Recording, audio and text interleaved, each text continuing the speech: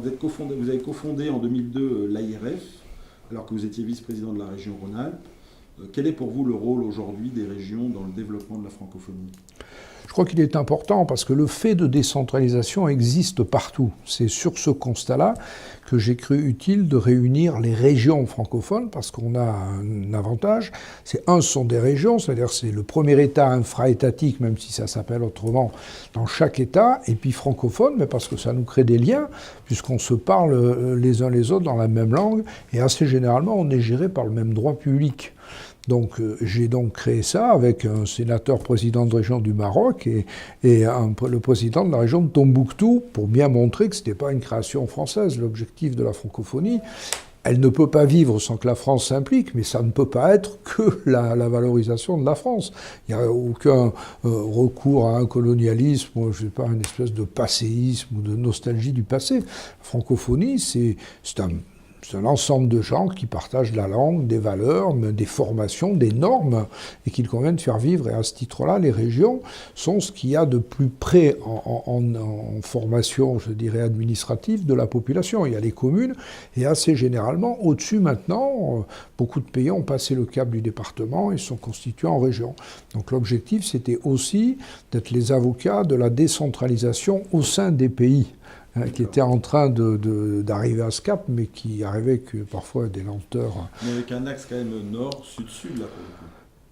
Nord-sud, bien évidemment, mais quand vous dites sud-sud, parce que l'objectif, quand on a fait des coopérations entre nous, il est beaucoup plus facile de se renseigner sur ce que fait une région qui est confrontée au même problème que vous et qui a des moyens à peu près équivalents à vous, que de demander à une région française qui a une structure administrative différente. Donc l'objectif, c'est qu'on fait beaucoup de coordination sud-sud.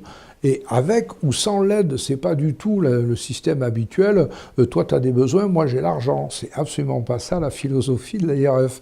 On est tous des égaux, on est tous des pairs et on travaille. Et donc on accueille des stagiaires, on envoie aussi des stagiaires ou des VIE à l'époque où ça connaissait. De toute façon, ce qui est une connaissance mutuelle qui s'établisse et que la francophonie soit le moyen de mieux être au service de nos populations. Très bien.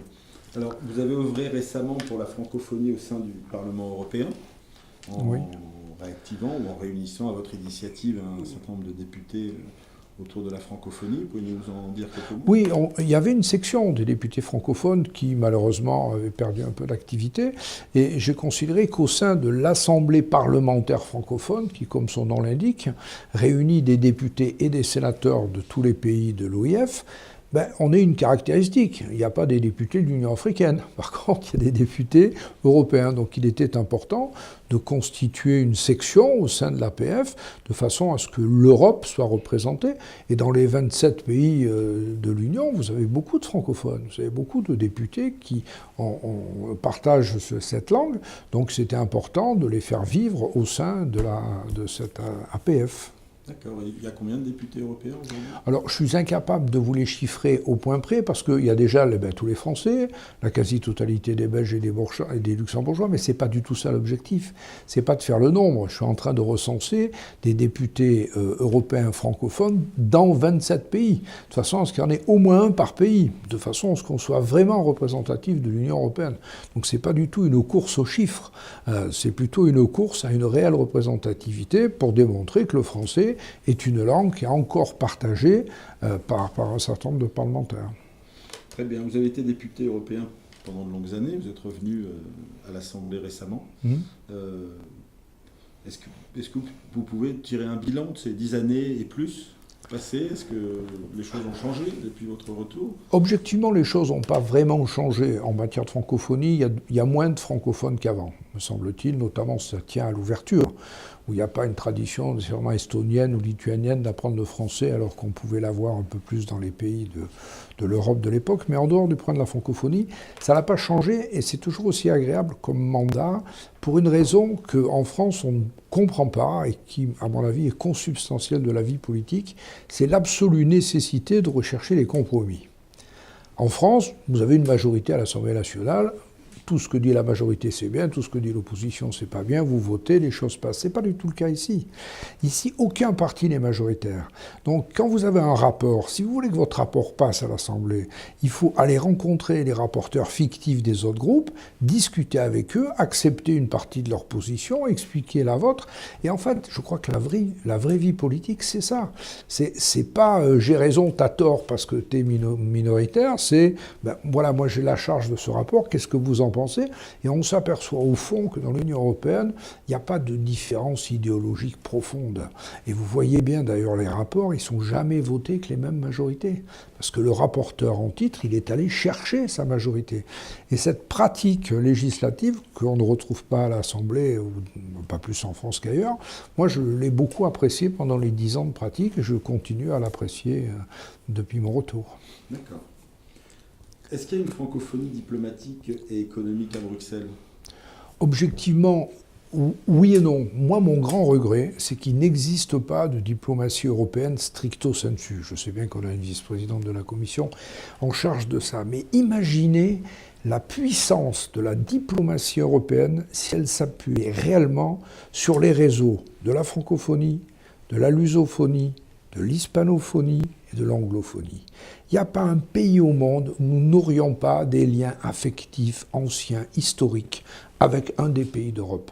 Et je regrette qu'on n'utilise pas plus les réseaux francophones, pour parler de la francophonie, mais je sais que des collègues hispanophones font exactement la même remarque, pour faire avancer les intérêts de l'Union européenne, et pas seulement les intérêts de l'Espagne, de la France ou d'ailleurs.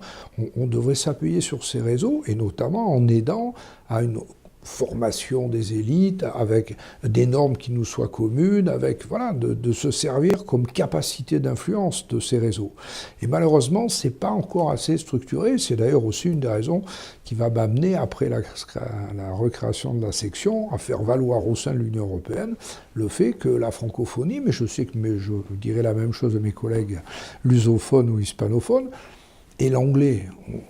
Certes, personnellement, je regrette beaucoup le départ de l'Angleterre parce que je considérais que c'était un ensemble cohérent et qu'en matière de défense, ne pas faire quelque chose avec les Anglais, on est les deux seuls pays à avoir les moyens militaires et nucléaires. Mais ceci est une autre chose. Mais qu'en s'appuyant justement sur les éléments francophones qu'on peut avoir, on devrait arriver à démultiplier ce système et rendre encore puissant la diplomatie européenne et donc la défense des intérêts. Parce que la Chine ne nous fera pas de cadeaux, les États-Unis ne nous font pas de cadeaux, l'Inde ne nous fera pas de cadeaux, et les seuls qui boxent dans la catégorie, c'est l'Union européenne. Parfait. Dernière question, les élections européennes approchent. Est-ce que vous avez un message à délivrer aux Européens aujourd'hui ? Aux Européens, je n'ai pas la qualité à parler à la totalité des Européens, mais si je devais délivrer un message à mes amis français, c'est regarder une carte. Vous avez la Russie, vous avez les États-Unis, vous avez le Mercosur, vous avez l'Indonésie. Et puis là, vous avez la France, 63 millions d'habitants, une vraie histoire, une vraie fierté. Mais est-ce que vous pensez que ce n'est pas ça qui boxe dans la catégorie ? Pour répondre. Donc ne l'oubliez jamais. Le fait d'être européen n'empêche aucunement d'être fier d'être français. C'est le cumul des deux qui fera notre puissance au sein. Et on peut être fier d'être français et fier d'être européen, et c'est absolument pas incompatible. C'est pour ça que je suis vent debout dans la politique intérieure française contre ceux qui ramènent tout à la nation et qui pensent que c'est avec 63 millions qu'on va boxer dans la catégorie de la Chine, des États-Unis ou de la Russie, pour ne parler que de ces trois-là.